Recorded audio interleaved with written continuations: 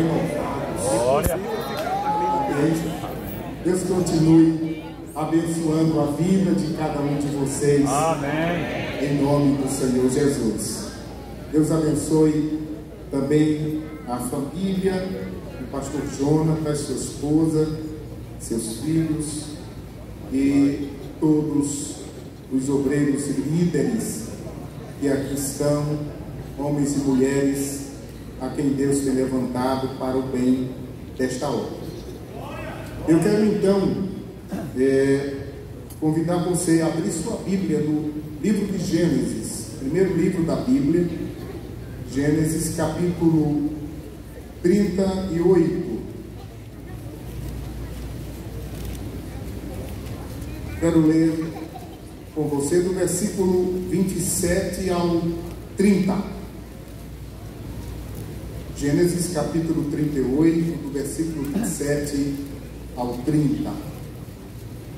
Enquanto você encontra, localiza esse texto, eu quero dizer que é um privilégio ministrar a palavra de Deus para obreiros e líderes, mas ao mesmo tempo é uma responsabilidade muito grande, pesa sobre os nossos ombros,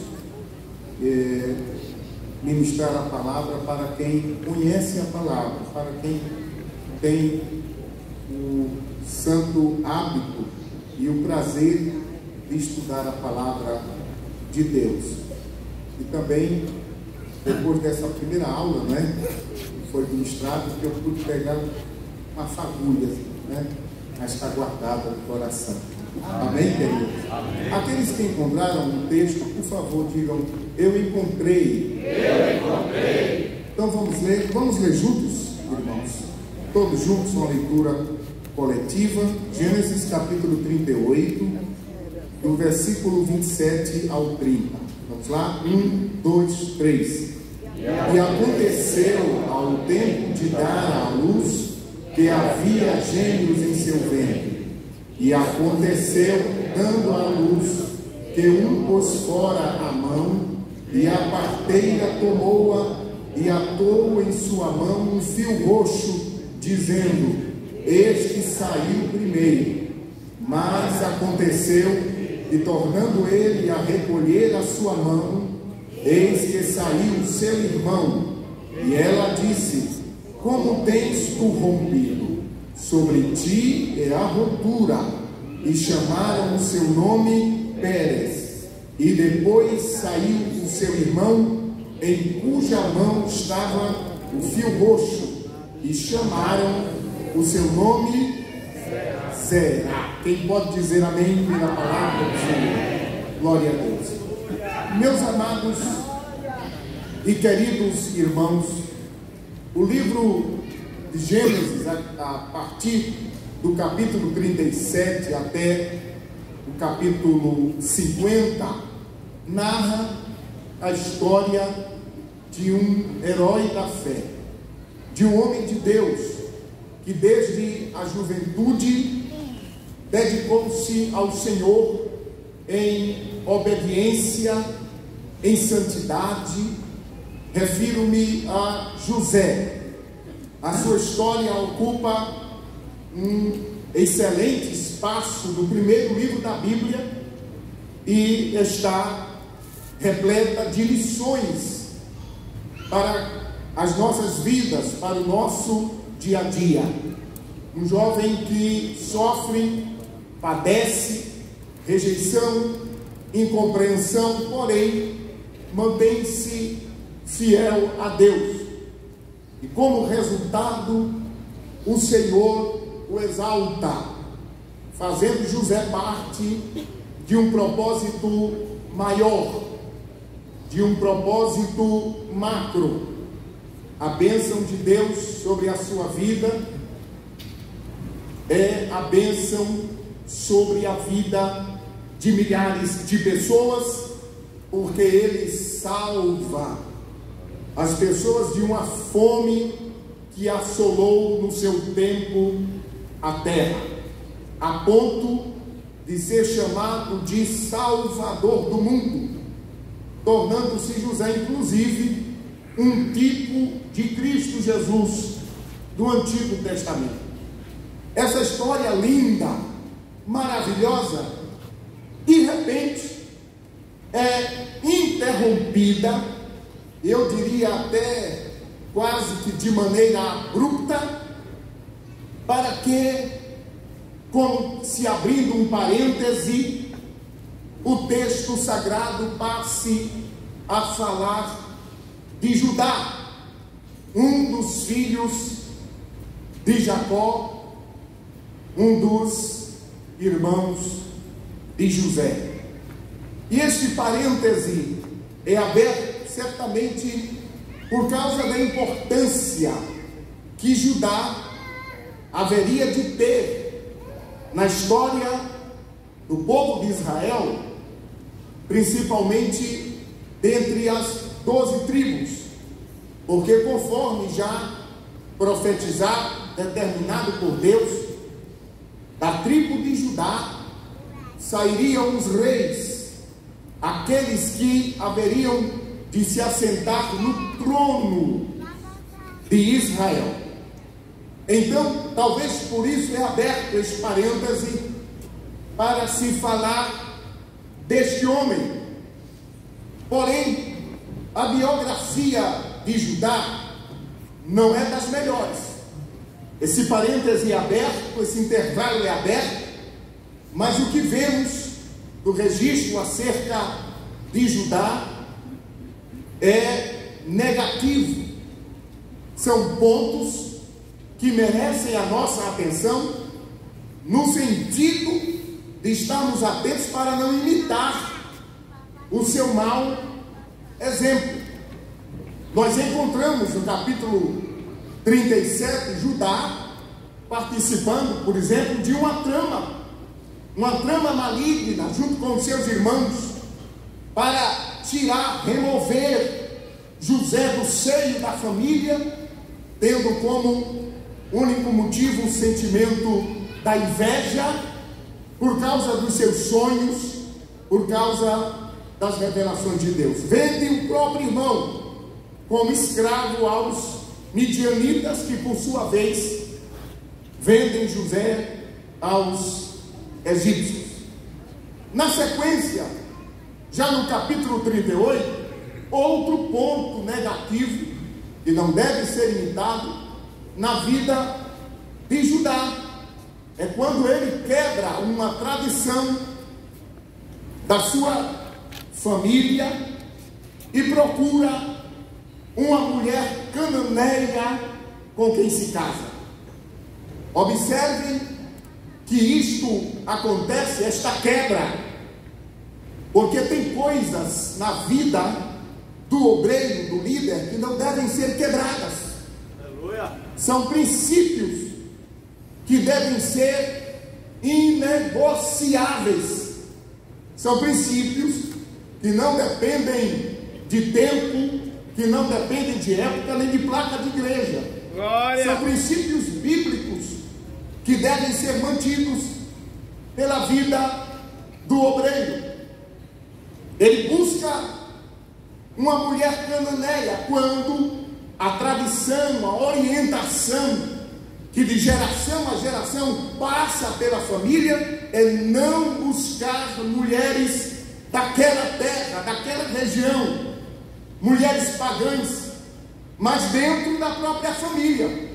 Isso começou com Abraão, quando buscou uma esposa para o seu filho Isaque. E Abraão encarava o casamento do seu filho como algo extraordinariamente importante, tanto que ele, sendo já velho, necessita de que alguém cuide disto para ele, e ele não chama um empregado qualquer, um servo qualquer, mas ele chama o mais experiente da sua casa, dos seus servos. Ele chama aquele que parece ser mais leal, aquele que havia sido contagiado com o mesmo sentimento de lealdade que Abraão tinha para com Deus. Ele chama o Damasceno Eliezer, e diz para ele: eu preciso que você vá buscar uma esposa para o meu filho Isaque, mas tem que ser da nossa família. E o caso é tão sério que Abraão não o despede a esta missão sem que ele faça um juramento. Abraão diz: põe a mão aqui debaixo da minha coxa e jure que você não fará diferente. Eliezer, por sua vez, encara com tanta seriedade a missão de buscar uma esposa para o filho do seu senhor, que antes de partir ele ora, mas ele não quer orar sozinho. Ele leva 10 camelos, e a Bíblia diz, ele faz os 10 camelos se ajoelharem, como se quisesse que até os camelos também orassem com ele. Por que é que esta seriedade, este cuidado todo toma conta desta missão? Porque Abraão sabia que Isaque fazia parte de um plano, de um projeto de Deus, e estava debaixo de uma promessa. E um casamento equivocado poderia prejudicar o bom andamento desse projeto de Deus. Aleluia! Por isso, quem é líder, quem é obreiro e ainda não casou, se por acaso houver aqui algum líder ou obreiro solteiro, é importante que tenha extremo cuidado quanto a isso. Porque um bom casamento pode ser instrumento de bênçãos para a tua vida ministerial, pode alavancar o teu ministério. Mas um mau casamento pode arrastar para baixo a tua chamada, o teu ministério. Há muita gente que está prejudicada porque acha que a esposa, aquela que está ao seu lado, ela não tem que ter o mesmo sentimento que ele, o mesmo amor pela obra. Não, mas é preciso que tenha sim. Deus tem um propósito na tua vida, e é preciso que aquele ou aquela que estiver ao teu lado também compreenda isto e esteja dentro deste projeto de Deus. Porque senão haverá jugo desigual. Quando Paulo fala de jugo desigual, nós precisamos entender que o jugo desigual não é apenas o casamento de um crente com uma pessoa que não é crente. Às vezes dentro da própria casa de Deus, entre crentes, há casamentos que são jugos desiguais. Às vezes jugo desigual no aspecto social, às vezes jugo desigual no aspecto intelectual, às vezes jugo desigual no aspecto espiritual. Percebe? Então, quando há o desequilíbrio, é como se um arrastasse o outro, fosse um peso. É como se um fosse a muleta do outro. E aí, durante um tempo, é suportável, mas à medida que os anos passam, a coisa vai ficando mais complexa, mais cansativa. E aí surgem as dificuldades. Porque ministério, liderança, não é só pregar e dirigir culto. É muito mais do que isso. Existe o bônus, mas existe o ônus da obra, do chamado. E muitas vezes, quando começam a vir o ônus, aquele que está ao lado diz assim: olha, eu não fui chamado para isso não. Aí a coisa complica. Então aqui ele entra por esse caminho e quebra, Judá quebra esta tradição. Mas quando é que isso começa? No capítulo 38, versículo 1, a quebra desta tradição, este desleixo com esta área da sua vida, começa com algumas atitudes anteriores. Por exemplo, versículo 1 do capítulo 38 diz assim: e aconteceu no mesmo tempo que Judá desceu de entre seus irmãos. Ele começou a se distanciar dos irmãos. Eu me preocupo com os desigrejados, com aqueles que acham que não é importante reuniões como estas, escolas bíblicas, seminários, reuniões, acha que isso não é importante, estar no culto, estar na doutrina para receber a doutrina do seu pastor. Então começa a se distanciar dos irmãos. Irmãos crentes, vocês sabem, essa ilustração ela é comum, é como brasa, que se afasta, né? Tem gente que diz assim: ah, eu posso ser crente em casa, mas igreja é o quê? É corpo. Diga comigo, igreja é corpo. Igreja é corpo. É corpo. Agora, o corpo é composto de cabeça, tronco, membros, não é? Então aqui está o braço, ó. O braço faz parte do corpo. Agora arranca o braço, põe ele lá na última cadeira, como é que vai ficar? Hã? Então você não pode se afastar dos seus irmãos. Ah, pastor, mas tem irmão que é complicado, mas é irmão. Ah, pastor, mas às vezes não é fácil lidar com algumas pessoas, mas é irmão. Está aqui no meio, está no processo. Tem uns que já estão mais avançados no processo da santificação, do quebrantamento, mas tem outros que estão no começo, mas é irmão. A Bíblia diz assim: vai suportando uns aos outros. Paulo disse: suporte uns aos outros, perdoa uns aos outros. Irmãos, tudo começa quando Judá se afasta. Depois, o que é que diz? Entrou na casa de um varão de Adulão, um adulamita, cujo nome era Ira. Quem é este homem? Não sei. A única informação que temos dele é a que está aqui neste texto. Nada se sabe sobre este adulamita, além do que lemos no texto. Eis o outro perigo para obreiros e líderes: estabelecer amizades com pessoas acerca das quais se sabe muito pouco. Obreiro, líder, precisa ter endereço. De onde você é? Foi a pergunta que foi feita a Jonas. De que povo és tu? Tem que ter identidade, tem que ter endereço. Aí o camarada aparece assim do nada, mas ele é carismático, é empolgante, é envolvente, mas muitas vezes é um perigo para a tua vida. A conversa dele é perigosa, o conceito dele é perigoso, a amizade dele é perigosa. Você começa a compartilhar coisas, pensamentos, sentimentos com quem não deveria compartilhar. Aleluia. Tenha muito cuidado. Não revele tudo que está no seu coração. Não revele todo o projeto que está no seu coração. Crente tem que ter segredo. Crente tem que ter cuidado.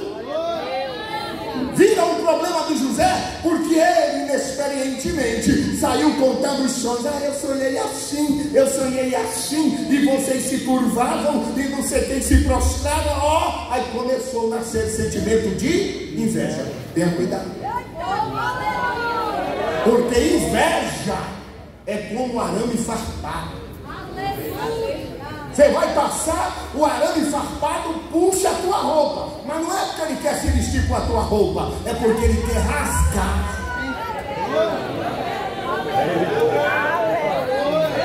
Então tenha cuidado. Pastor, e como é que a gente faz? É aquele dom que está na relação dos dons espirituais, que muitas vezes a gente esquece, chamado discernimento de espírito.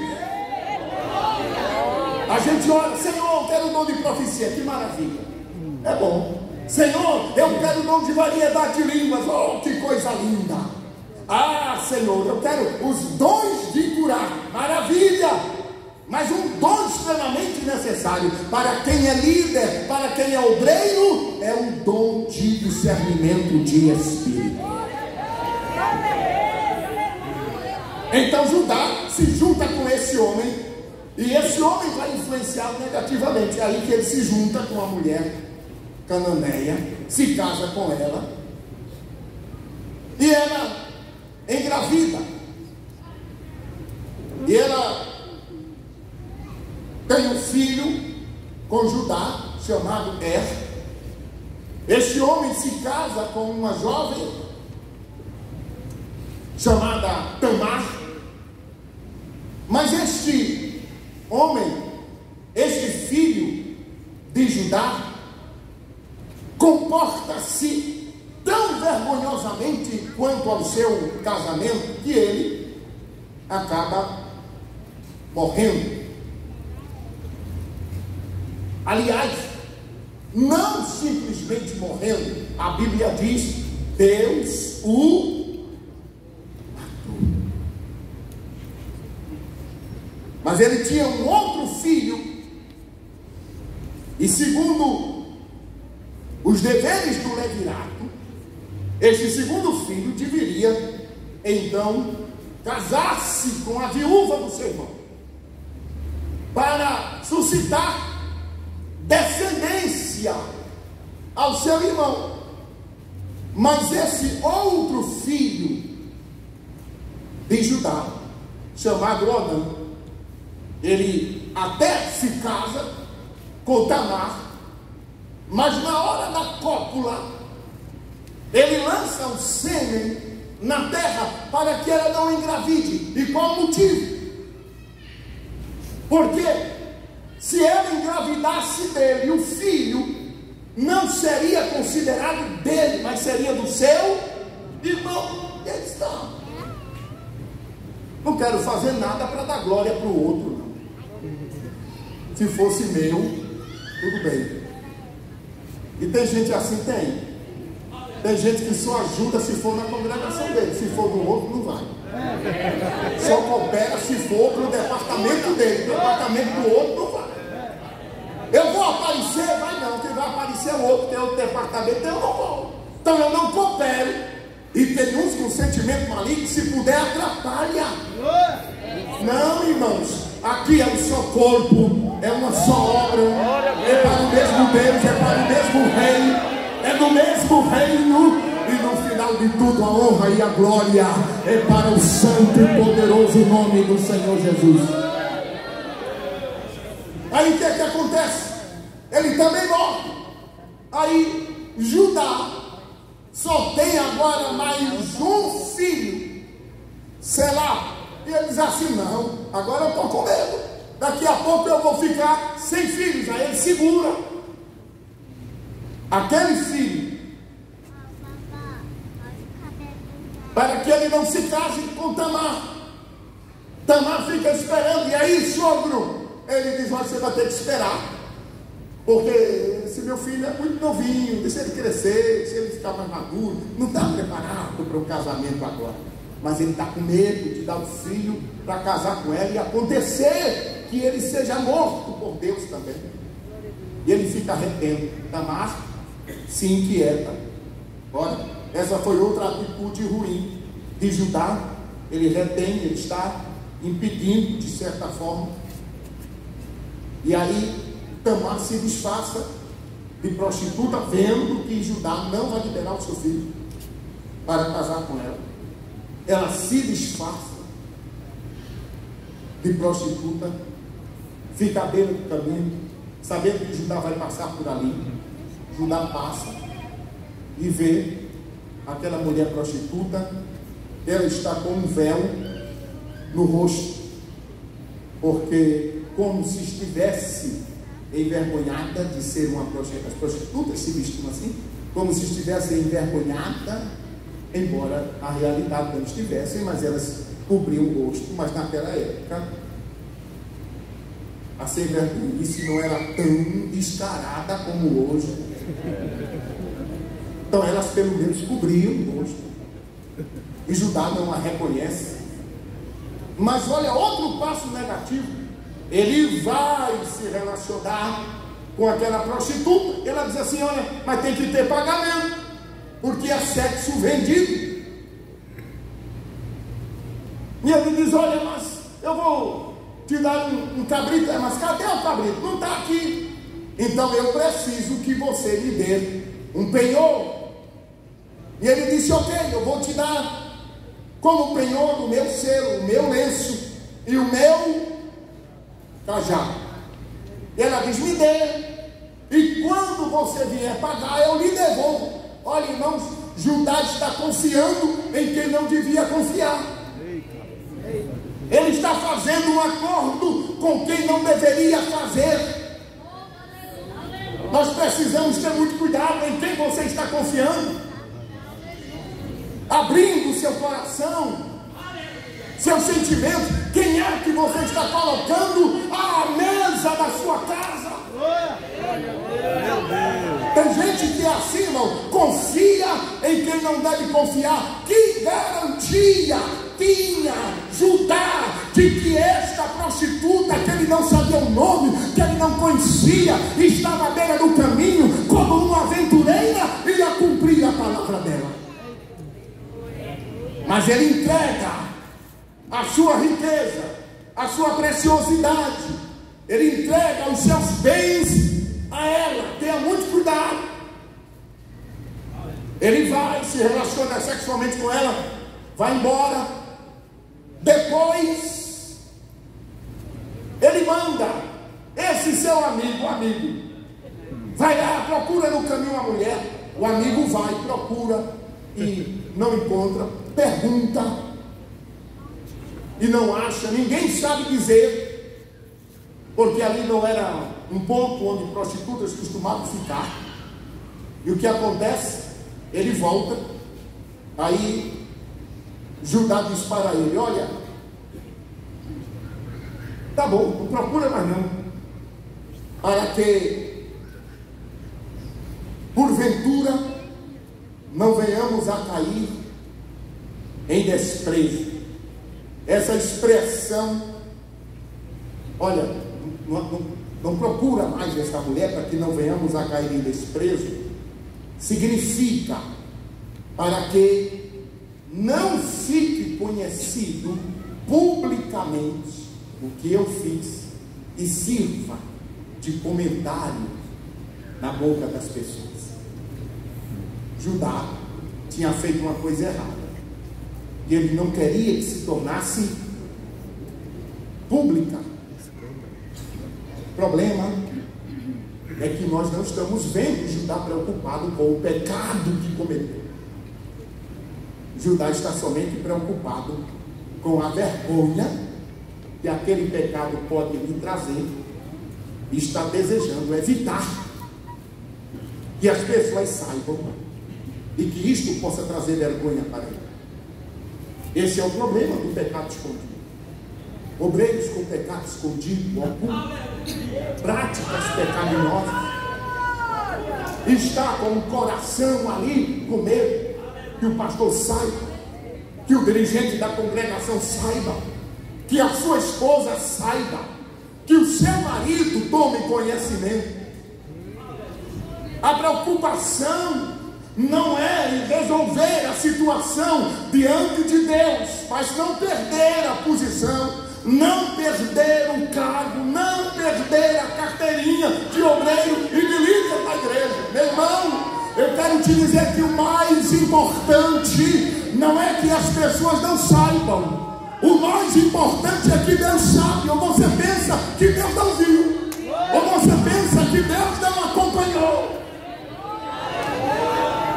Quando Acã pecou, ele olhou para um lado, olhou para o outro e não viu ninguém. Olhou para a esquerda, olhou para a direita, olhou para frente, olhou para trás, não tinha ninguém. Ele pegou a barra de ouro, ele pegou a capa babilônica, colocou debaixo do braço e saiu. Chegou na tenda, cavou um buraco e enterrou. Ninguém viu, está tudo certo. O problema é que Acã olhou para a esquerda, olhou para a direita, olhou para frente, olhou para trás, mas se esqueceu de olhar para cima. E lá em cima tem alguém que vê tudo e que sabe de tudo. E aí na hora que foi para a guerra, teve problema. E Deus disse, Josué rasgou as vestes, ficou chorando. Deus, que é isso rapaz? Levanta Josué, veste tua roupa. Por que é que você está lamentando? Tem pecado no meio do povo, tem que ser tratado. Pecado no meio dos líderes eles atrapalham a obra. Pecado no meio do rebanho atrapalha o progresso da obra. Deus disse: tem que ser tratado. Não se passa a mão na cabeça de quem pecou. Tem que ser tratado. Tumor maligno não se trata com band-aid. Tumor de pecado não se trata com mertiolate. Tem que fazer a sutura, tem que dar um corte, tem que arrancar o tumor. E o doente vai ficar de cama, vai ficar de repouso, vai ficar de molho. Mas depois vai se levantar com saúde. O grande problema é quando a pessoa não quer ser tratada. Aí chega aqui: pastor João, era o meio lá, não sei de onde. O senhor me recebe? Mas não, porque o senhor saiu de lá. Não, porque o irmão era feio, era narigudo. Eu não gostei. E tem aquele mais espiritual que diz assim: eu saí, pastor, porque Deus me revelou que terminou o meu tempo.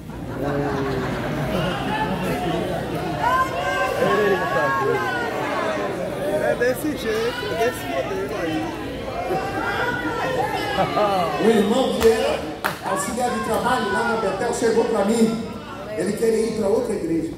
Mas você acha que ele não tinha motivo? Aí chegou e disse: pastor, eu vim aqui falar com o senhor, gosto muito do senhor, eu amo essa igreja. Mas o Espírito Santo falou comigo e ele disse que terminou o meu tempo aqui. E ele mandou que eu saísse. Ele foi. Eu disse: o senhor vai para onde? Não, o Espírito Santo ainda não me revelou. Eu digo: ok, então, peraí, deixa eu entender. O Espírito Santo disse que você saísse dessa igreja e ficasse desigrejado. Sim, você disse que o Espírito Santo disse que onde é que é para você ir. Ele mandou você ficar desigrejado. Irmão, a pior coisa que existe é uma espiritualidade falsa. Se não quer ficar, tenha a hombridade de dizer: eu não quero mais ficar. Mas não fique inventando história, não. Porque Deus sabe. Obreiro tem que andar em sinceridade. Obreiro tem que andar em lealdade. Mas às vezes é porque está em pecado, fez coisa errada. O pastor descobre, aí ele cai fora porque não quer ser tratado. Aí fica culpando todo lugar que vai. Irmão, você já passou por 10 igrejas. Eu vi naquela ali, não, o pastor era narigudo. Naquele outro ali, o pastor tinha cabelos carapinhos. Naquele outro ali, a irmã era não sei o quê. E para cada lugar que ele passa, ele tem uma justificativa e coloca um defeito. Sabe como é o nome desse obreiro? Obreiro tartaruga. Por quê, pastor? Porque para onde ele vai, ele leva o casco. O problema não é a igreja, não é o lugar, não é o ministério. O problema é ele que não quer ser tratado.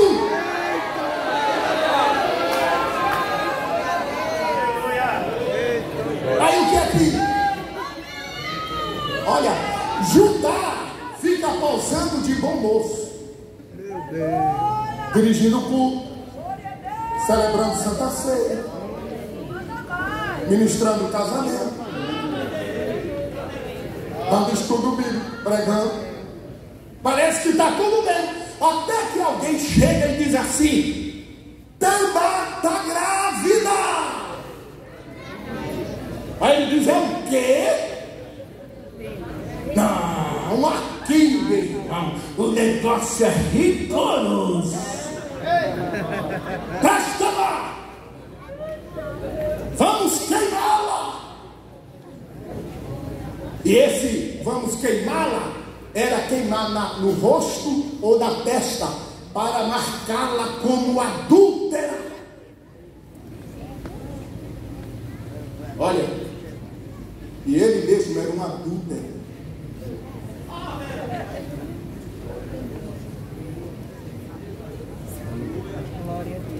Quando você vê um obreiro severo demais com o pecado dos outros, O maior pecador é ele. pode ser uma cortina de fumaça para esconder os próprios pecados. E aquele que julgar aos outros que cometeram pecados que esta mesma pessoa anda cometendo, este juiz está condenando-se a si mesmo. Porque com a medida com que julgardes, sereis julgados. Com a medida com que medirdes, disse Jesus, vos medirão a vós. Olha para quem está no teu lado e diga, toda vez, não fala com cisterneira, toda vez que você der medidas estreitinhas para os outros, alguém vai dar medidas estreitinhas para você também.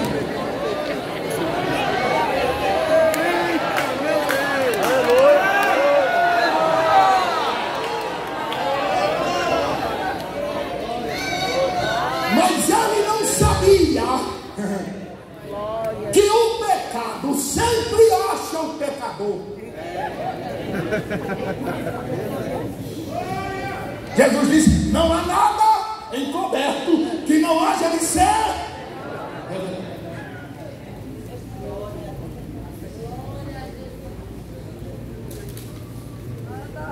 Aí Tamar diz assim, vocês vão me queimar, é?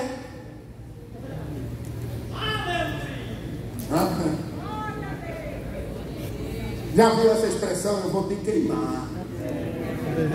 Vou te queimar lá com o teu pastor. Vou te queimar lá no ministério. Vou te queimar. Você não vai me queimar, é?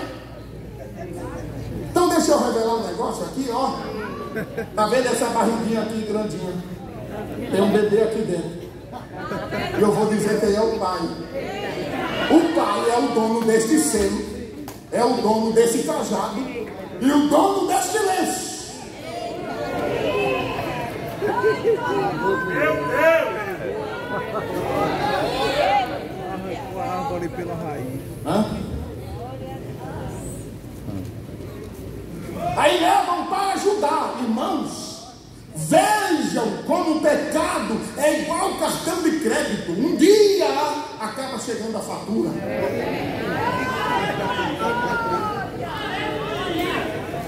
No capítulo 37 e o versículo 32, Judá pegou a túnica de José, manchou do sangue de um animal e levou para o seu pai. E disse para ele assim, toma aí, pai, achamos essa túnica. Vê se tu reconheces que é do teu filho José. Vê. Agora, no capítulo 38, versículo 25, Tamar pegou o cajado, o selo e o lenço e disse a mesma coisa. Olha aqui, vê se tu conheces de quem é isso aqui. Para quem está do teu lado, diga cuidado. Quem planta, colhe. Olha para quem está atrás de você, diga cuidado. Quem planta, colhe. Bate no olho, quem está na tua frente, diga cuidado. Quem planta, colhe.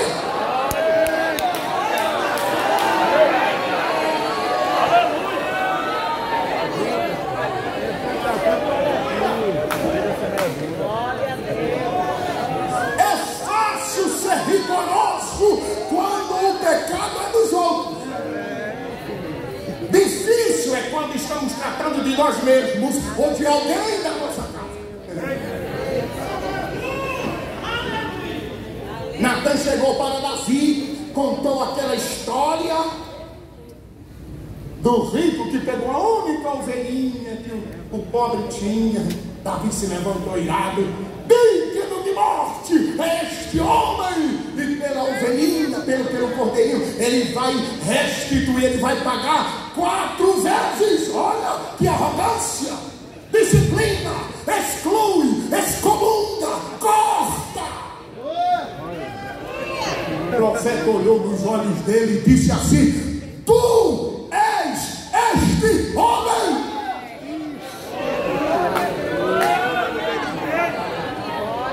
Aí vem aquela pancada, aí Davi caiu de joelho e disse: oh, grande é o meu pecado. Aleluia. Quando é o dos outros é fácil. Tenha muito cuidado quando estiver julgando a causa alheia. Aí Judá diz assim: oh, ela é justa, é mais justa do que eu. E ela fez isso porque eu não tenho dado meu filho Selá como deveria ter feito. Não a queime, deixe-a viver. Aí o versículo 26 termina dizendo assim: e nunca mais a conheceu. Você sabe o que significa aqui conhecer? É a linguagem bíblica para a intimidade do casal. Aí aqui eu vejo um arrependimento verdadeiro.